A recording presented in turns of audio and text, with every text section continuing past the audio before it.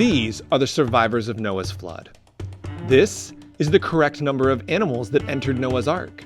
And this is where the waters of the great flood really came from. And yet, while all of this is in the Bible, I never learned any of it in church. You see, when we're told the story of Noah as kids, we're taught that the Lord told Noah to build him an arky-arky. And so Noah did. And he filled it with all of the animals on the earth, one pair of each. And then the rains came. And it rained for 40 days and 40 nights, wiping out everyone on earth. And when it was all over, God repopulated the earth through Noah and his family, and put a rainbow in the sky as a promise to never do any of this again. I mean, it's so sweet. The only problem is when we actually read the Bible, we see that a lot of that just isn't true. And so I'm going to take you through the story of Noah's flood and help you to see it like you've never seen it before. And we're going to begin at a place where few Noah stories begin, with baby Noah.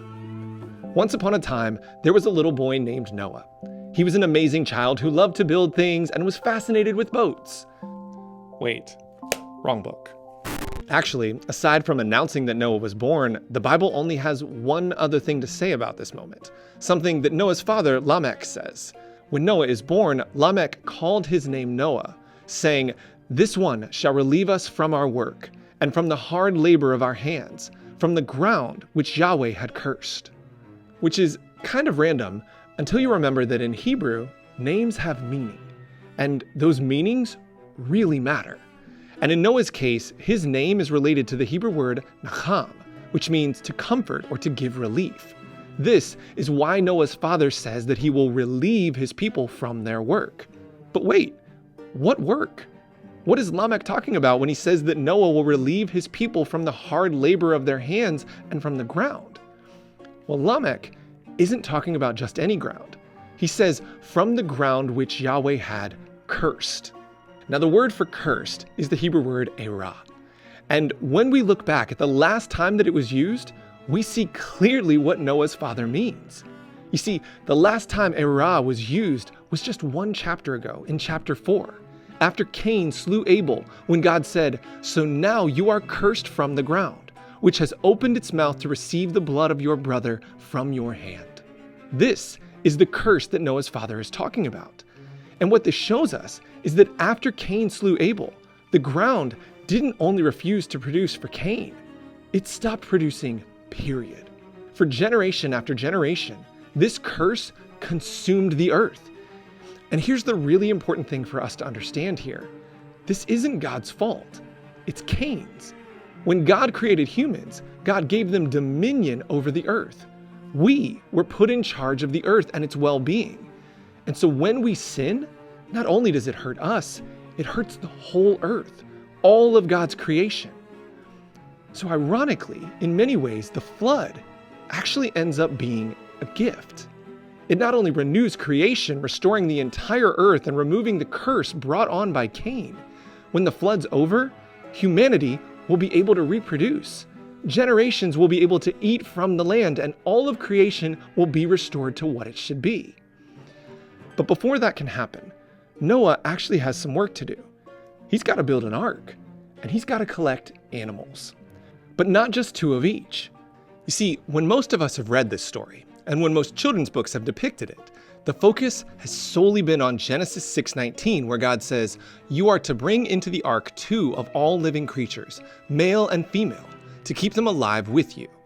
But then, just a few verses later, God says, "From all the clean animals you must take for yourself 7 pairs, a male and its mate.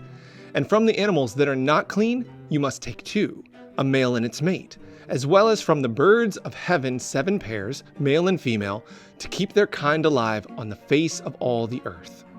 Great, now I gotta go fix all my kids' Noah art. Because according to scripture, yes, Noah was required to bring a pair of each animal, male and female, but he was also required to bring 7 pairs of clean animals. Now perhaps this is for the purpose of sacrifices or eating while they're living aboard the ark. Either way, there were a lot more animals on that ark than we often picture, and Noah had a much bigger task on his hands than we often imagine. But that's okay, because as the rains fell, Noah still had time to get the last of the animals on the ark. Except the rains didn't just fall from the sky. They also came from within the earth. You see, as Genesis narrates the story of the flood, it says, "In the 600th year of the life of Noah, in the 2nd month, on the 17th day of the month, on that day, all the springs of the great deep were split open, and the windows of heaven were opened." Now, pay close attention to what that said. It said that the windows of the heavens were opened and the springs of the great deep, which means that the flood came from above and below. But what in the world does that mean?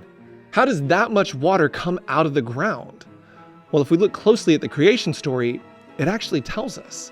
In Genesis 1, it says, "And God said, 'Let there be a vaulted dome in the midst of the waters, and let it cause a separation between the waters.' So God made the vaulted dome, and he caused a separation between the waters which were under the vaulted dome and between the waters which were over the vaulted dome.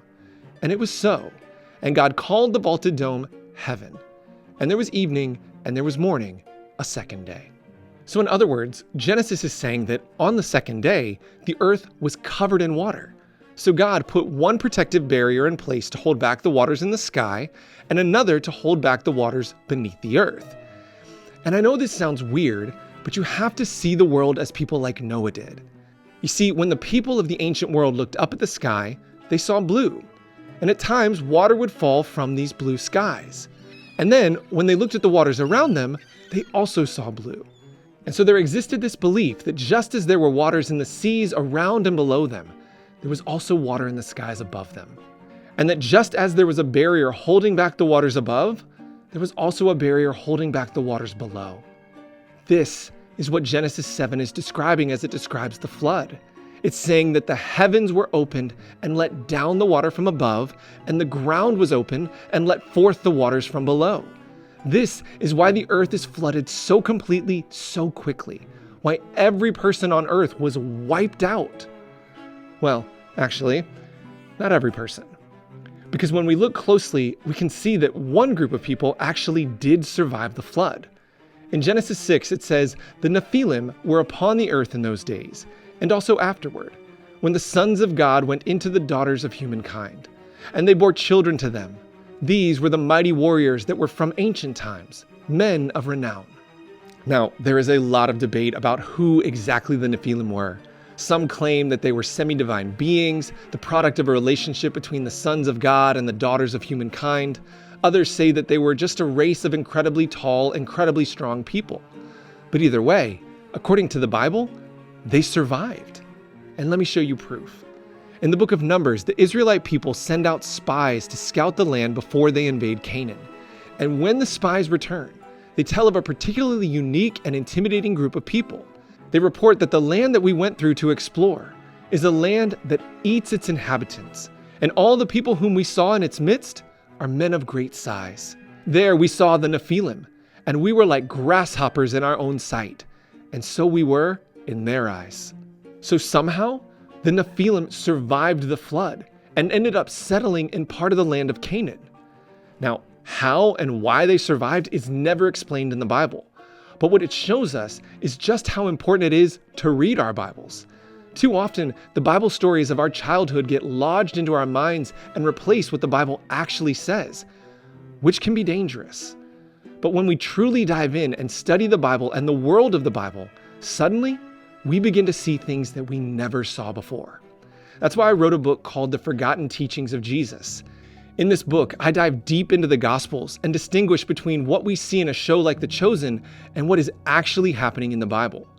And so if you'd like to check out this book and get access to some exclusive bonus resources, just go to www.brandonrobbinsministry.com/book. And if you'd like to see another video that will change the way you see a familiar story in the Bible, just click this link right here.